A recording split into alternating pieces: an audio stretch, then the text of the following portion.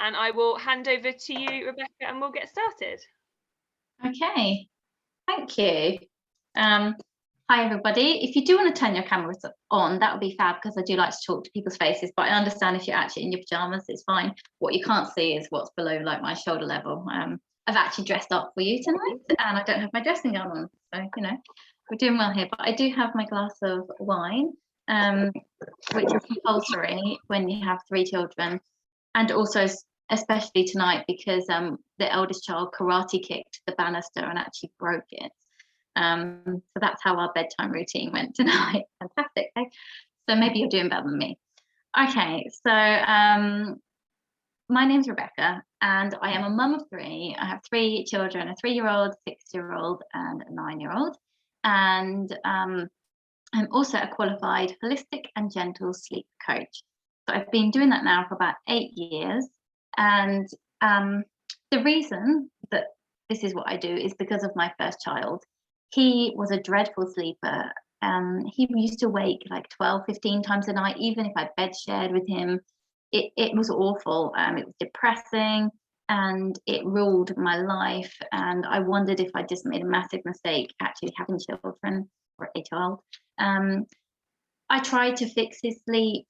I approached a sleep consultant, but I didn't feel that I aligned with them. They were very harsh and critical, made me feel bad.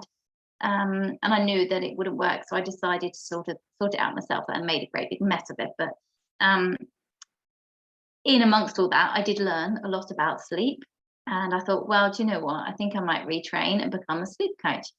Prior to that, I was a teacher. I've worked in child psychology, and I've worked in research, and so it all kind of fits in quite nicely. So I've been doing that for 8 years. I help people here in the UK, and I help people internationally. I've helped hundreds of families over this time. It's very rewarding, but kind of stressful because I take on all your stresses too. So I'm wondering who here is having sleep troubles right now. I work with 0 to 5-year-olds. You might have nap troubles. Oh, hi Ruth, you're on the camera. Oh, you are having a sleep trouble. There it is. Yes, so it may be nap troubles, it may be night troubles, maybe bedtime struggles, maybe early rise. There's all sorts of things that you might be having trouble with. Feel free to pop a comment on and let me know what your trouble is. Why are we having these struggles? Why are our children a nightmare when it comes to sleep? There's lots of reasons. So when you have a newborn, quite often they do sleep well, but sometimes they don't. Maybe you've had a difficult birth, maybe they have colic, maybe they have reflux, maybe they're a very sensitive child or a very overly alert child, they get overstimulated. Maybe they have tongue tie, they're struggling to feed, all sorts of things. 4-year-old that doesn't like to sleep at night, well, that's no fun. I hope you haven't had it for 4 years solid. My son is always up between 5 and 6 a.m, whatever time he goes to bed, so you've got an early rise issue. That's not fun either. Because 5 a.m. is not daytime, let's be honest. So maybe they've had a difficult start. Maybe this is why your child has sleep struggles. Maybe they've hit the 4-month sleep regression. So it was all going fine, then hit 4 months, their sleep cycles begin to organize, and what happens is they have lots more light periods of sleep. Therefore, they find it difficult to stay asleep during the night. When you try to put them down for a nap, they find that they wake up again, and all hell breaks loose. And often this one doesn't sort itself out. You need to do some sleep work, some self-settling work, make sure your routines are in order, all sorts of things. NJ, your 5-year-old wakes up 3 or 4 times a night minimum. Yeah, that's exhausting. And yes, my youngest always been bad sleeper. He has just turned 5. He'll still often wake at night. And as a baby, he used to only sleep 20-minute blocks from newborn. Yeah, the 20-minute blocks, that's what I had with my first. And that is like, whoa, it's a life wrecker.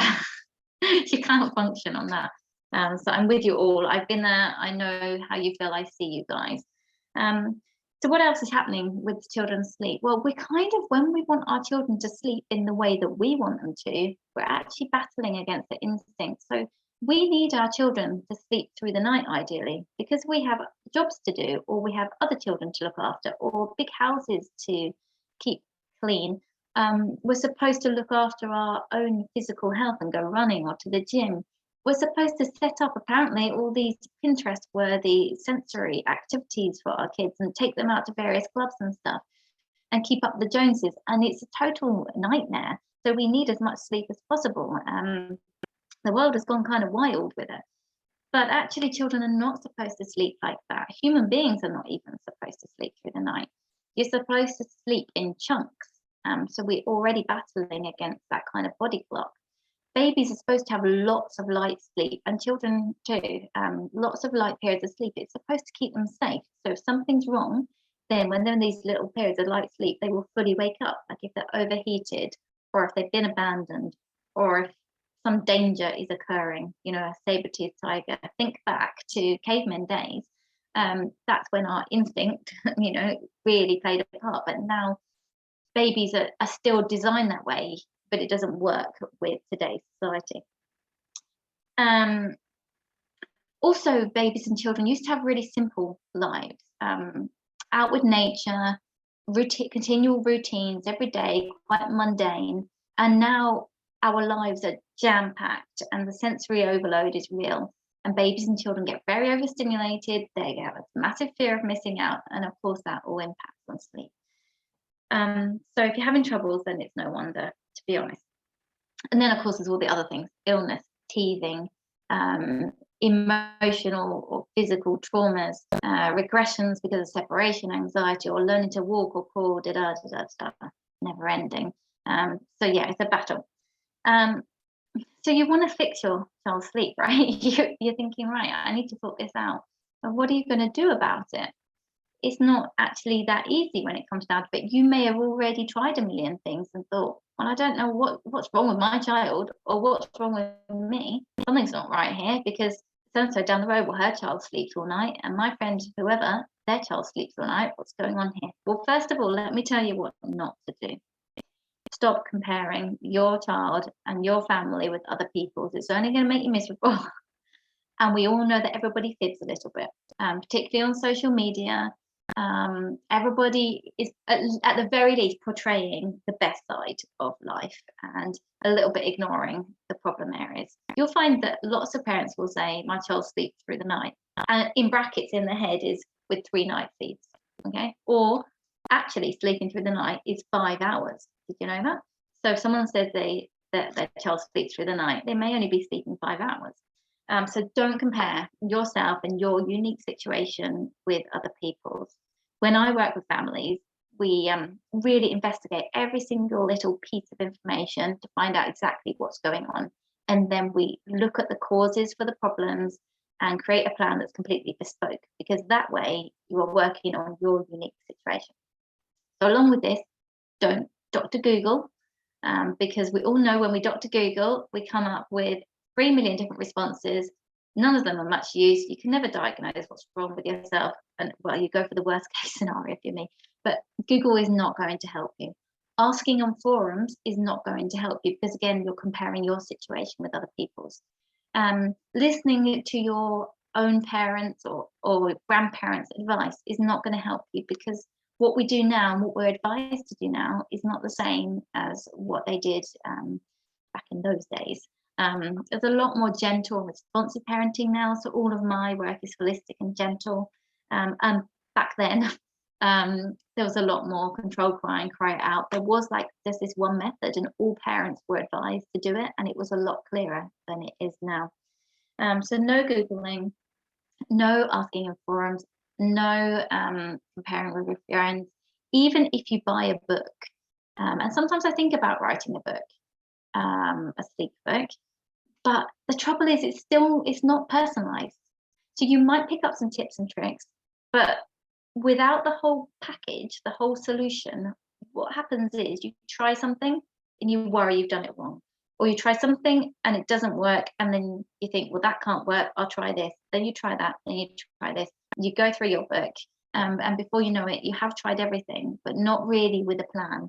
And if you think about anything in life, if you don't have a plan, you just throw stuff up at it.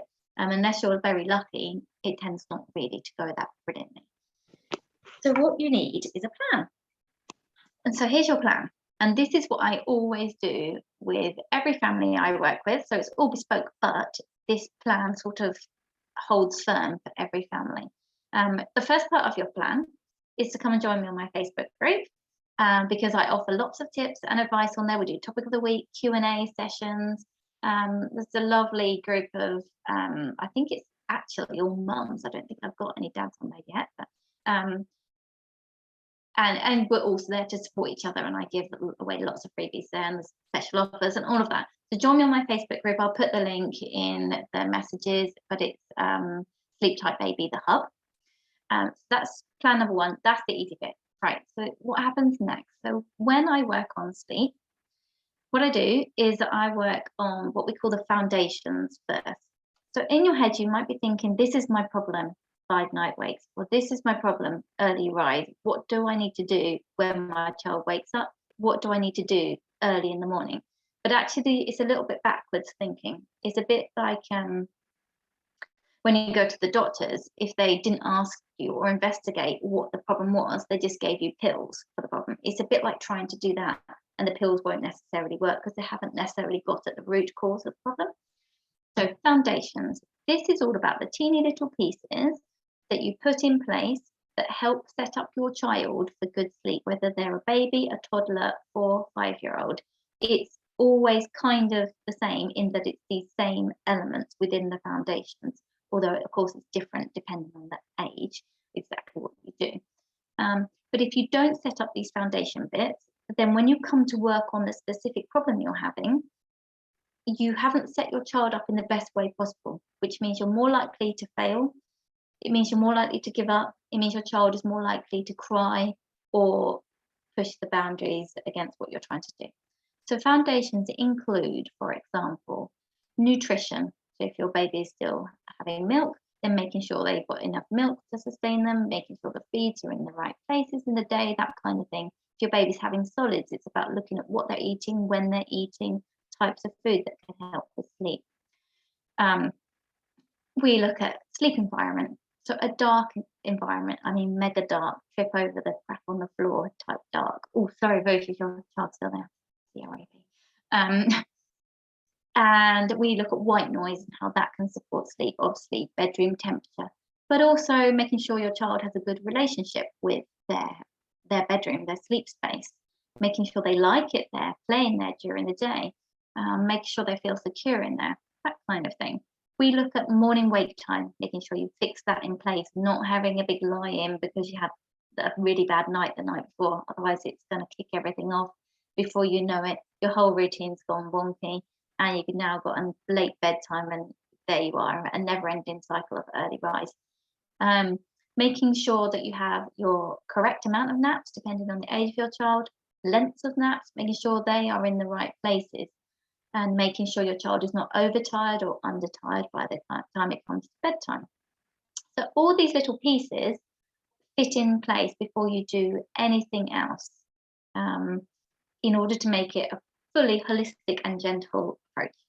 Once you're confident that all this stuff is where it should be, then you can move on to bedtime. So you want to look at bedtime and think, right, well, how is my child falling asleep? If your child is being fed to sleep or rocked to sleep or held to sleep, that is all very lovely, and definitely for a newborn, that's the way to go. But after about 4 months or so, you will find that that is inhibiting their ability to stay asleep. So you would need to work on that. We don't want to just dump our children in the cot. That's not going to work. We work gentle, step by step by step. So for example, if you currently feed to sleep, you might move on to rocking to sleep instead. If you rock to sleep, you might hold to sleep instead. But it kind of sounds easy, and it's kind of not. Obviously, it's work. It's a big change for your child. They have to adapt. And so you want to make this process as smooth and sleek and calm and consistent as possible. If you've got a toddler, for example, or a preschooler that is messing around at bedtime, then you're going to be looking at boundaries. You're going to be checking that you've got your timing right for bedtime. Maybe they've become overtired because then they get really wired and crazy, and karate kick for the banister, perhaps. So if you've got a toddler or preschooler, maybe you've got that going on, or maybe they just don't want to fall asleep by themselves. But if you walk out and leave them, they end up crying or getting up out of bed. So maybe you have some work to do there. Again, you can do this gently. You don't have to shut the door, put a gate across the room. All this can be done in a step-by-step process that's all about building trust around falling asleep and being in the sleep space. So if you think about it as an adult, we don't fall asleep or go to sleep because someone tells us it's time to go to bed. We go to sleep because we feel tired, so we're in tune with our body clock, and that's where your work on naps and morning wake time and everything comes into place in the dark room, making your body clock aware that it's bedtime. And lots of other cues for bedtime, maybe a bath, maybe your special song or story, whatever it is. And then that's your child, the special song, not yourself. Then when you go to bed, you fall asleep because you begin to relax and switch off from the world. And we all know that if your brain is going a million miles an hour, you don't fall asleep. But when you're ready, you switch off to the world and you fall asleep happily. And that's what you want for your child. So you build trust in their sleep environment and around going to sleep, so that they feel that as you leave them, they're not anxious about it. They know that they can relax and fall asleep. And if they need you, you will come for them.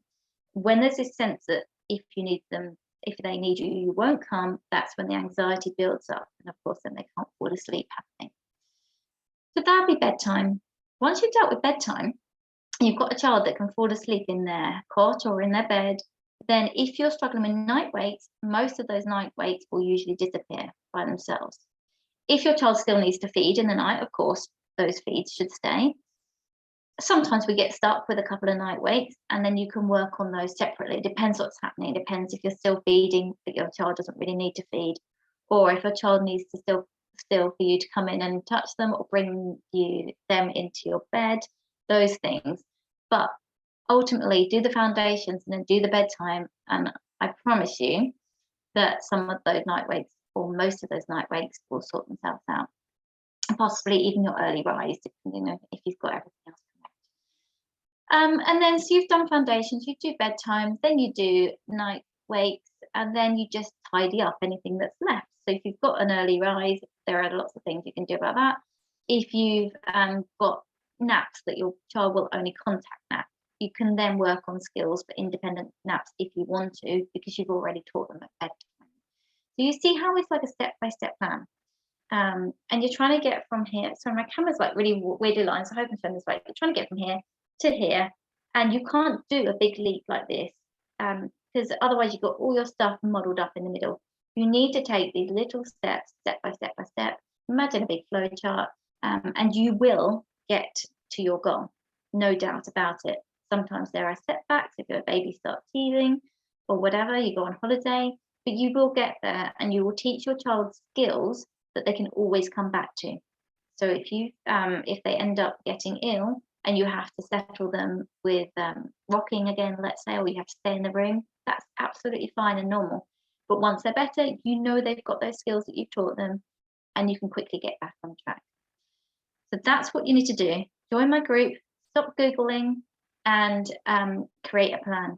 Now, creating a plan is difficult, but I can help you with that. So of course, if you're looking for a sleep coach to support you through this, then absolutely feel free to chat with me, join the group, send me a message, whatever. I'll put all my links in so that you can have a good look at who I am and what support I can offer you.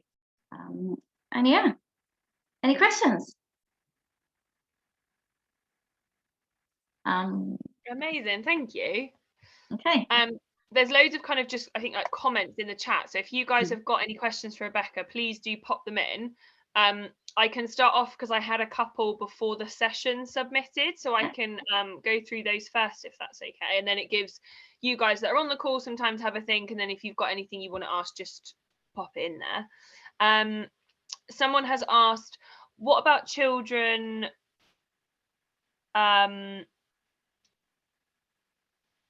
who have really struggled to go to sleep when they were younger? They're now kind of older. So I think this person's child is like 6 or 7, and they're still not sleeping, and they're either, I think she said sometimes her child's not sleeping at all, and then he'll go through a few nights of sleeping for like 12 hours, and then the next night will be up every hour.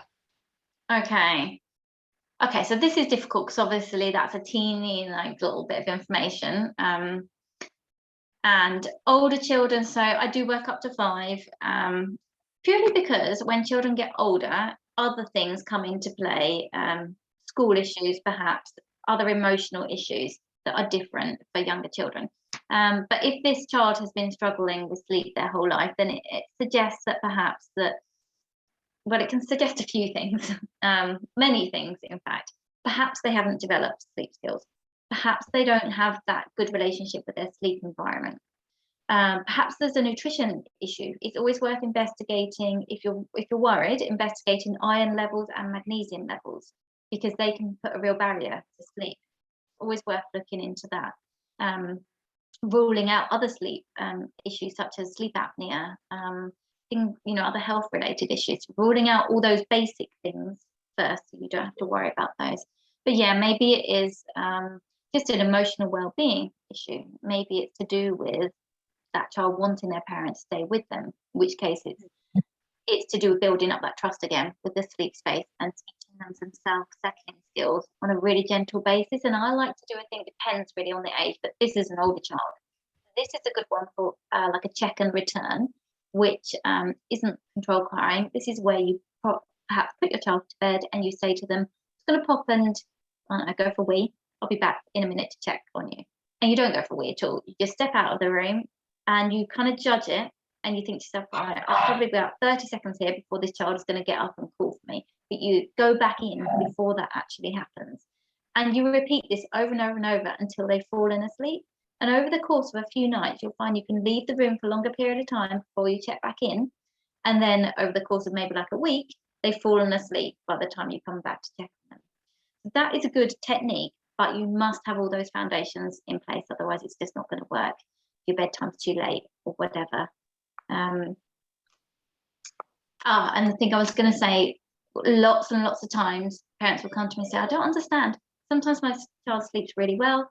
Other times they're just up half the night. I know they can sleep really well, and they must have the skills.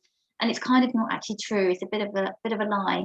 It seems like they must have the skills in order to be able to do those good nights, but it's not the case.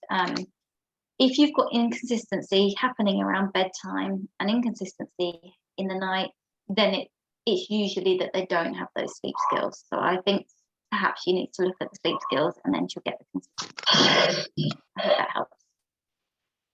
Amazing, thank you. Are you ready to ask a question, or?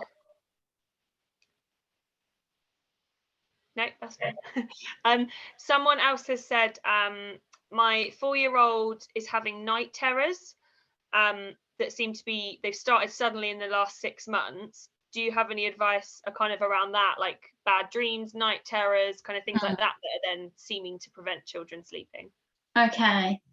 So night terrors and bad dreams are different things. So let's talk night terrors for starters. So night terrors are not to do with a child thinking something bad, or dreaming something bad. It is simply that when they go through one sleep cycle into a next, so sleep cycles are about 45, 50 minutes long for a child, maybe a bit longer for an older child.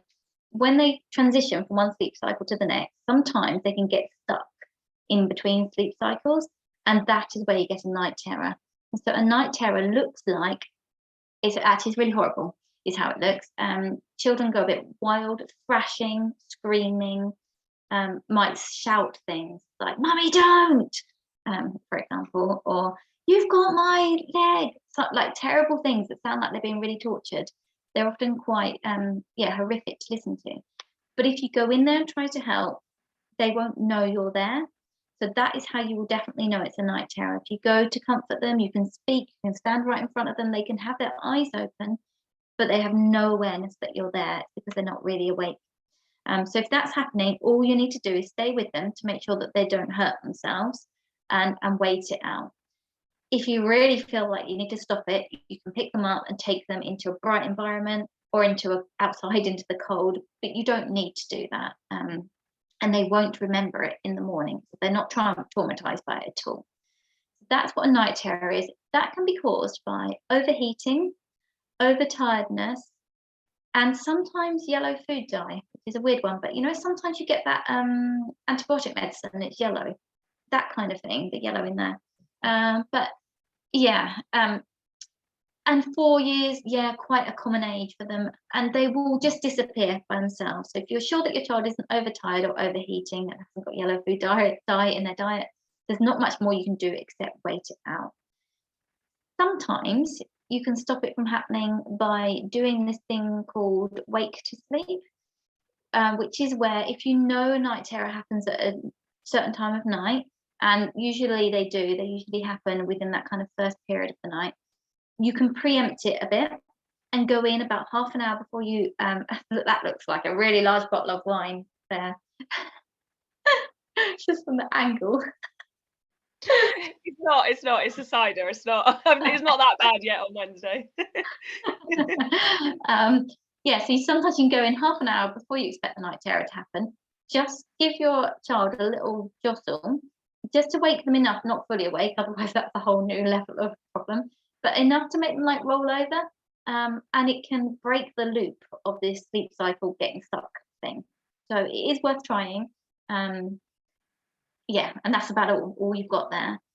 Nightmares, on the other hand, are to do with processing of information, possible trauma, but sometimes just normal information that gets jumbled up when you're sleeping, and it all obviously becoming scary and frightening for the child, and they will normally wake up calling out. You can go in there and you can calm them and resettle them. That's one you need to look out for, like what is the trigger. Maybe something's happened at nursery that they have now brought home and they've misunderstood things. So as much as possible, talk it through with your child, see if you can explore the trigger of these nightmares. And saying things like, I've had nightmares too. Mummy had a nightmare when X was in. Just make one up, that's not too horrific. Just so they know it's a normal thing. It's very hard for children to understand that nightmares are not real. So as much as you say it's not real, they won't believe you. So that's not really going to work. But talking through it, making it feel like a normal thing, and letting them know that you will always come if they call for you with a nightmare is what you need to do. And again, it's a wait it out. They will grow out of that nightmare. Just be supportive while it's happening. I know it's exhausting. No, that's great. Thank you. I think it's really helpful as well to explain the difference, because not everyone, if you've not experienced it, not quite sure what the difference is. Absolutely, yeah. Someone has said, have you got any advice for my child does sleep but wakes, from what is quite a long message, but I think she means, so she puts her child to bed in their bed, and when she goes in to check on them, sometimes they're asleep on the floor by their bed or like on the other side of the room. So they are sleeping, but they're moving around, whether that's happening when they're asleep or they're waking up and moving. But then she's kind of constantly picking up the child and putting them back into bed. She said that her son is 3. Okay.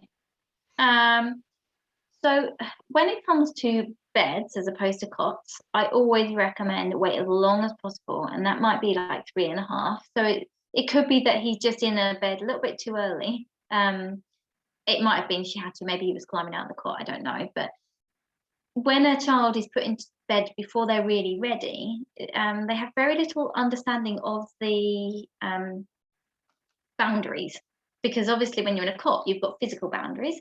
When you're in a bed, there is no boundary there anymore. So and there's no understanding from them because they're so young. So he might be getting up. I don't know if it might be happening before he's even gone to sleep, or he might just be getting up. He might be falling out. I don't know. It's hard to say, but I wouldn't worry about it too much unless you feel that his behaviour the next day, his daytime behaviour is difficult. If you feel that he's groggy or struggling, then you might want to investigate what's actually causing him to wake and then move himself. So I personally would probably have a video monitor in that situation and do a bit of spying, see what's going on there. Because if he's just falling out of bed, that's one thing. Or if he's just positioned himself before he's even gone to sleep but doesn't really care about it, that's another thing. But if he's actually waking up, becoming so unsettled that he moves himself, then that's quite a full-on wake up. So you might want to be investigating kind of what's going on there, what's causing him to wake. Maybe he's become overtired, or maybe there's some other issue going on there. No, that's great. Thank you. Someone has said, how can I set better boundaries at bedtime? My daughter insists she's hungry, not tired, needs one more story. I guess those kind of like stalling. Oh, yeah, the stalling tactics. Yeah, how old, that's Shell, isn't it? How old is your child? Wait for you to answer because it makes a difference. 4. 4. Okay, old enough to know better. So yeah, really common. I'm assuming your 4-year-old does not nap anymore, and that you've got a decent bedtime that is early enough. So these stalling tactics often happen when a child gets overtired. So for a 4-year-old, let's assume your 4-year-old wakes at about 6:30 in the morning. Correct me in the comments if this is going wrong. So they wake at about 6:30 in the morning, then they should be asleep for the night at about 6:30, 7. So if you're letting bedtime get a bit late, then you're probably pushing past the point of the sleep window, the magic window of time when they fall asleep easily, and that can cause delaying. If you've got everything schedule-wise set and you're confident with that, check your sleep environment, make sure it's dark, make sure you've got a good routine. So you want the same routine every night as much as is possible. It doesn't have to be the most glorious of routines. It just needs to be consistent and calm as much as you can with a 4-year-old and on your terms. So let's say you do a story before bed. You don't want one more story. So every night you need to have exactly the same number of stories. So your 4-year-old knows that there is no pushing that boundary. There's absolutely no point because you never deviate from 2 stories or whatever it is. She can choose the stories, but there has to be this certain number. When you start this sort of allowing, oh, okay, that was story, it was only short, we'll do one more. That's when you open like the floodgates for a whole load of boundary pushing. And I actually just did a video on my Facebook group about boundary pushing in toddlers, and it applies as well to your 4-year-old and what to do about it. So you definitely should watch that. And I talk about how you need to set boundaries in the daytime as well as at bedtime, because if you're quite loose on daytime boundaries, then bedtime will become loose as well. So you need consistency there. And a lot of setting boundaries is not to do with punishment or naughty step or bribery or reward charts. None of that. You don't need any of that in your life. That's just a whole load of hassle. What you need is communication, acknowledgement of your child's feelings, and then laying down the law with love. So I'll just do a quick example. You want a biscuit. Say it's bedtime, she asks for a biscuit. I hear you want a biscuit. You'd love to have a biscuit right now, but it's bedtime. You've had your dinner and now it's time to go to sleep. And then there's more, I'm really hungry, I want a biscuit. And you're going to say something like, not time for a biscuit right now. I'm going to tuck you into bed. You can either then move on the situation and be like, would you like me to tuck you in, or shall I tuck you in? You can go down that kind of route. Or you can say something like, your body is really special to me and I really need it to get sleep, so that will keep it nice and healthy.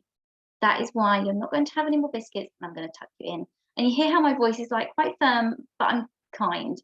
And you need to not raise your voice. You need to not get frustrated, even if internally you're swearing your head off.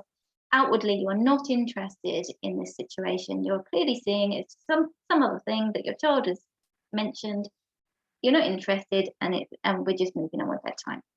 But yeah, there's lots to it, but that's kind of like it in a nutshell. But do watch that video in the group.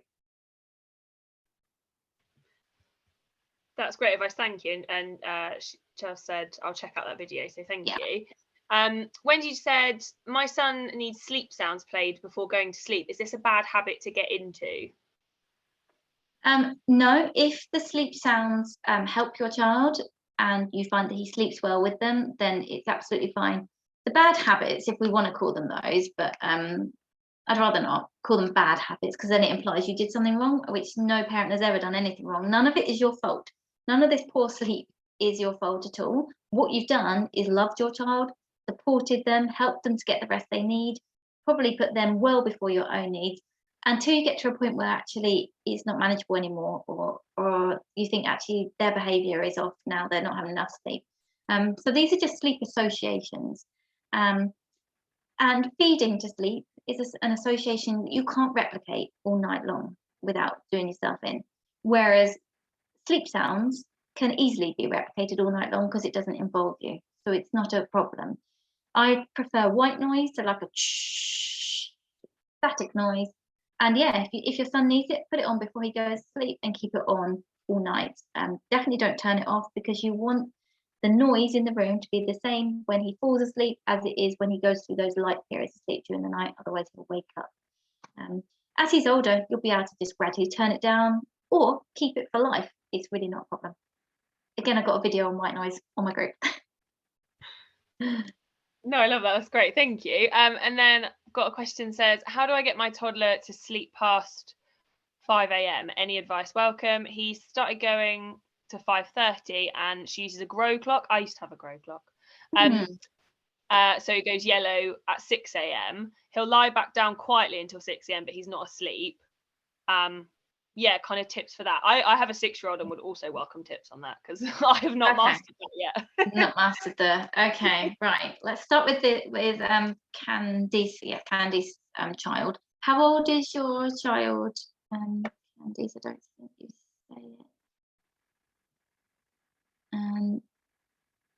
When he you said further. When he lays down before the clock goes yellow, he won't go back to the. Oh, yeah, sorry, you just said it. Nearly 3.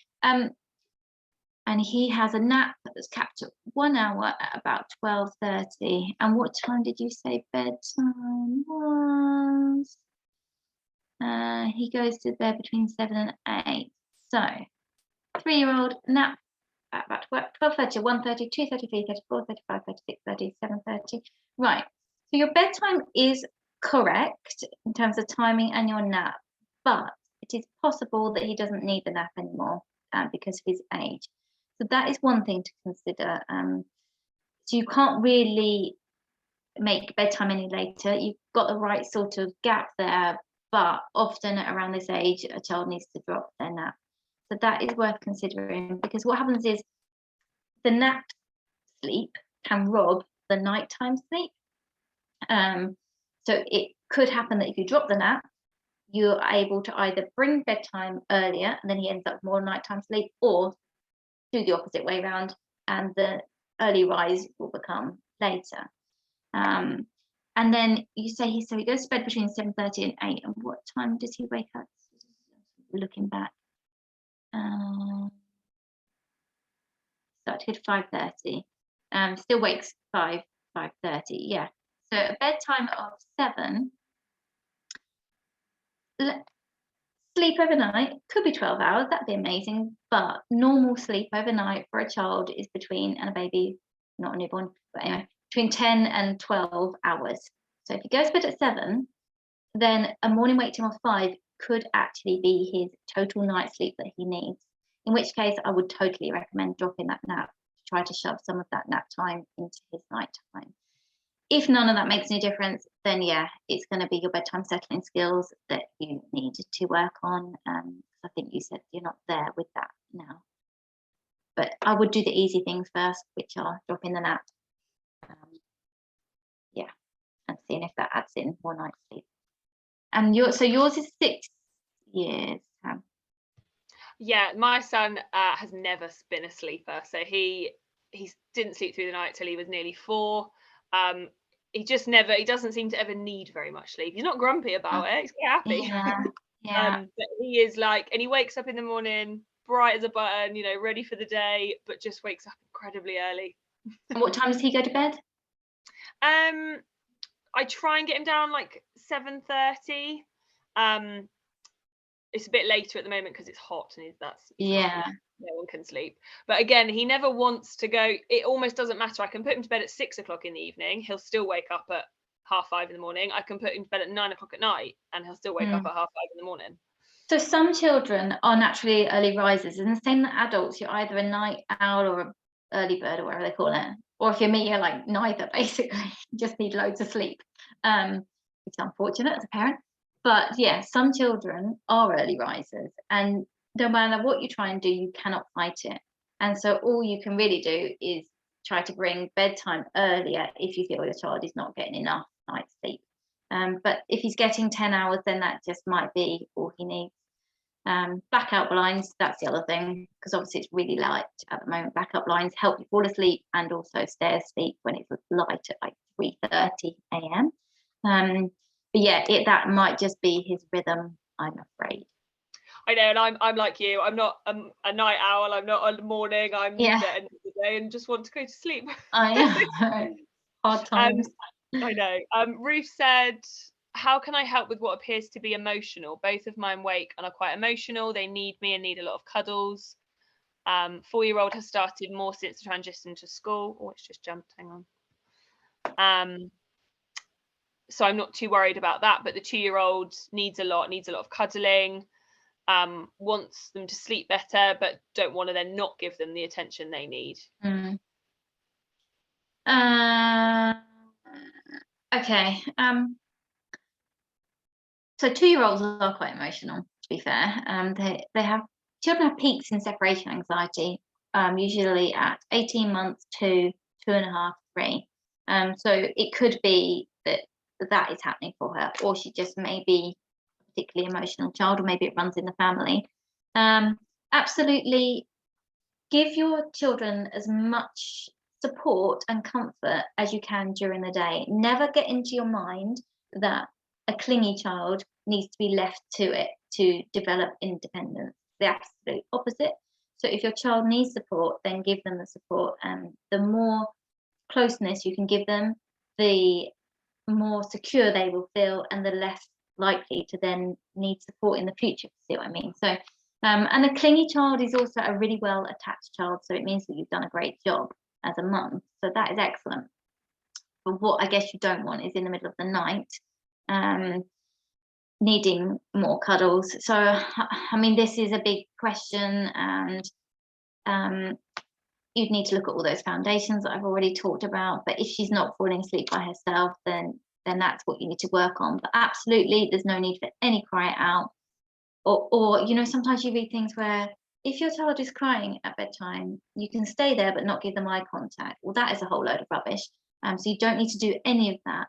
And what I was talking about earlier about building that trust around sleep, that is what you're trying to do. So it'd be about making sure you've got a method that enables her to feel secure as she falls asleep.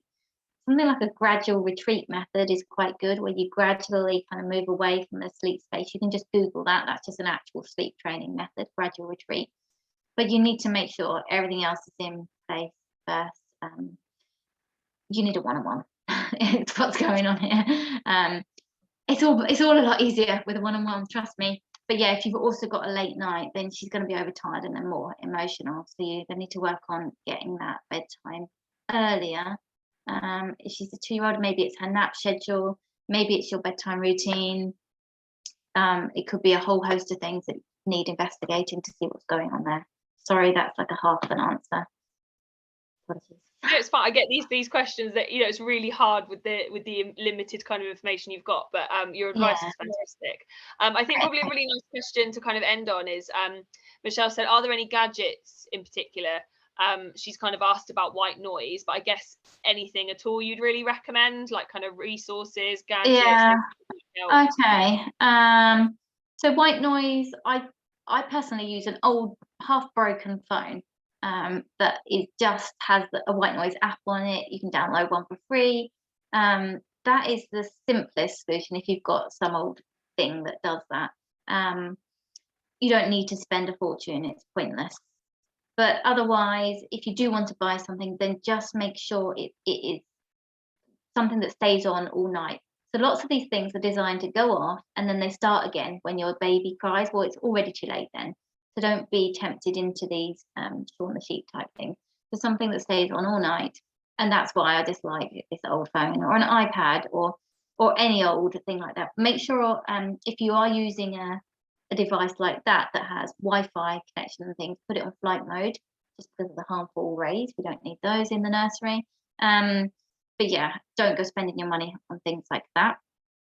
I did also discover the other day on my phone, so I've got an iPhone, very old iPhone.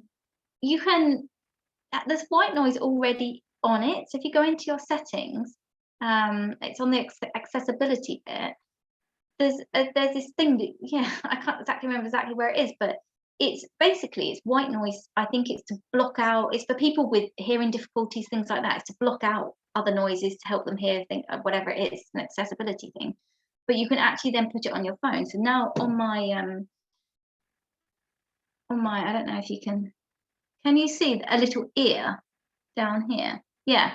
So I put that on there, and now this is white noise that if I put it on,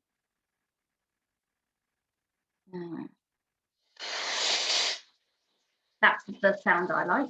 And yeah, there it is. So if you've got a phone, you can do that. Of course, put it onto flight mode, but that's quite a good one if you're out and about and say your child is in the pushchair and you want the white noise to block out, I know, cafe noise, or maybe not cafe because that's a bit annoying for everyone else, but playground noise or whatever. That's a good one. Other gadgets, you really could spend a fortune on stuff and waste tons and tons of money. Things I do like are swaddles for newborns. So a swaddle, like you can get a zip up swaddle, makes life really easy. So if you've got a newborn that's starterly or really high needs, then a swaddle is really good. Don't mess around with a swaddle blanket, they're just really hard work. A really good sling, naps in a sling are all fine. So a really good comfortable sling.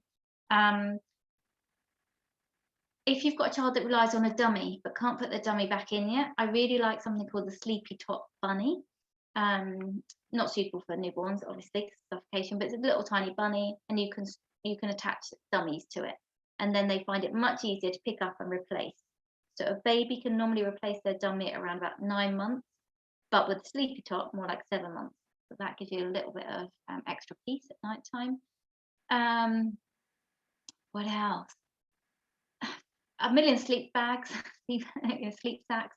The zippity zip's quite good. I don't know if you've heard of those. So again, if you've got a child, a small child that's no longer in a swaddle because they can roll, but you feel that they still need swaddling, then a zippity zip is quite good for that. Magic Merlin is another one that's quite good for those kind of behaviours. Trying to think now of anything else that is really good. I tend not to recommend many things because they really are just a waste of money.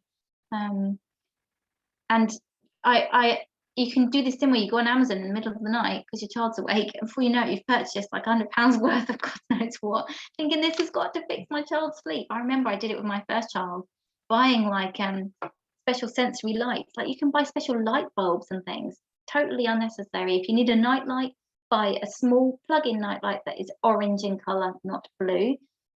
Orange is the colour you want for night, but it's like, I don't know, £3 off Amazon, not a special Pro night light, blah blah. Yeah, that's all I can think of right now. Don't spend your money. No, amazing. That's brilliant. Thank you so much. I think that's the end of all of our questions as well. So thank you so much for all of the advice. Yes, please. Yeah, pop yours all in there.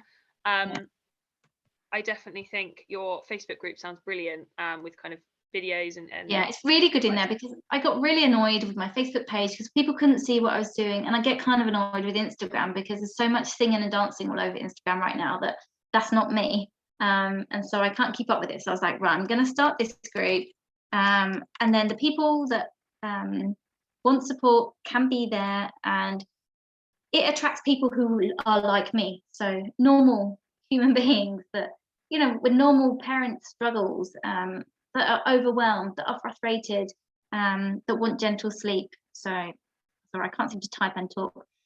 Facebook groups, of course, I stick type baby the there we go, and I'll put my website on as well. There you can see all my packages, sittytypebaby.co.uk. Yeah, okay, where is it? On my Facebook group, I have a 20% off at the moment. That's the other thing just worth mentioning, off of all my one-to-ones. But I am fully booked for July. So if you do want to grab that deal, you can still get it for August. So just let me know if you want to do that. And also in September, I'll be starting up like a sleep challenge, where my idea is that we will have another group in a hub. That sounds exciting, right? So this is a paid thing where you'll be part of a real-time sleep support group. So it'll be like a 4-week period of time where every week I will deliver like a live where we'll go through that particular part of sleep coaching that we're working on. So say it's foundations, deliver a live on that will be recorded as well. You can ask questions, and then you can get on with that work for that week with other people that are doing the same thing. And then in this inner hub group, we can all share experiences. I can advise you as you go along. So it's cheaper than a one-on-one, but better than just a normal workshop. So I'm thinking about that too. But yeah, that's everything. Thank you so much for having me.